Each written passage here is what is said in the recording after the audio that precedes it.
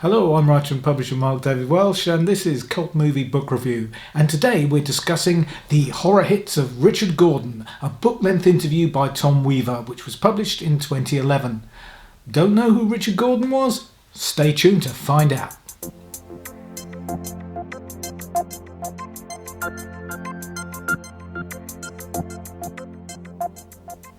So just who was Richard Gordon, and why would well-respected film historian Tom Weaver devote a whole book to him? Well, it's no reflection on your knowledge of cult cinema if you don't know his name, because Gordon was not an actor, a writer, or a director. He was a producer, and they rarely received the same kind of recognition.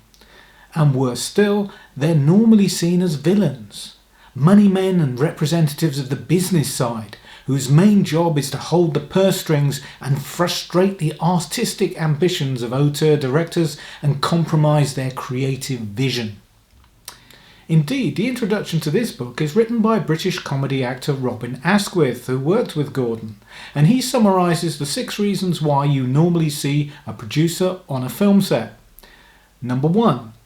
Everyone is fired. Number 2. The film has run out of money. Number 3. To complete the film, everyone must take a 50% pay cut. 4. To fire the director. 5. Urgent business on set coinciding with a sex nudity scene. 6. Attractive actress or actor on set. 7. They've lost their way to the restaurant. Or 8. A free kipper roll and a cup of polystyrene coffee. But Asquith immediately confirms that none of this applies to Gordon. He was almost always on set, a constantly supportive, enthusiastic, hard worker who was very integral to the production and determined to get the best results possible given the resources available to the filmmakers. So, where does Gordon fit in with the history of cult cinema? Well, he began as a film distributor before moving into production in the late 1950s. His first film was The Haunted Strangler, known as Grip of the Strangler in the UK, and this starred none other than the legendary Boris Karloff. In fact, it was Karloff who launched a young producer's career, as he was planning at the time to relocate to England and was looking for work there, so he offered to star in Gordon's first picture if Gordon could produce a good script. Now, cinema showings in England back in those days usually involved a double bill. So unless you wanted your film to end up as a support to a much bigger American movie, you needed to produce a co-feature. So Karloff and Gordon collaborated a little while later on Corridors of Blood, which also starred Christopher Lee, although as it turned out that film went unreleased for a few years. Gordon's list of cult credits expanded over the next few years to include late-night favourite Fiend Without a Face, 1958, First Man into Space, 1959, Devil Doll, 1964, 1966's Island of Terror with Peter Cushing, and several other examples, before he ended his career with cheap alien knockoff Inseminoid in 1981. The crucial thing to understand about Gordon is that he didn't work in the horror science fiction arenas because these were the typical genres for low-budget independent cinema. He made these kind of films because they were the kind of films that he liked and wanted to make. And it's obvious from reading the book that he cared deeply about the projects that he worked on and did whatever he could to ensure their highest possible quality. To reassure anyone who might be concerned, the book does not focus on the business side of the filmmaking world too much. Yes, Gordon talks about budgets and distribution deals, but he's far more focused on the on-set experience. He was a movie fan first and foremost, after all. Now, unfortunately, there aren't a lot of wildly illuminating anecdotes here. He did find working with Christopher Lee a little difficult, but confirms what everyone always says about Karloff and Cushing, that they were true English gentlemen and consummate professionals. One story that he does tell about Karloff was that during the making of The Haunted Strangler, the star shared his lift to work with actress Kim Parker, who was shooting Fiend Without a Face at the same time. And the great man had to have a quiet word with Gordon about her.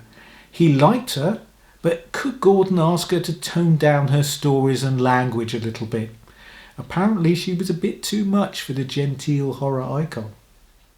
Gordon also highlights what a tight-knit community the British film industry was back in the 1950s and 60s, with the studios feeling they needed to put up a common front against the Hollywood machine. So he mentions particularly the great help he received from James Carreras, head of Hammer Studios. Actors and expertise were shared, and on occasion even locations.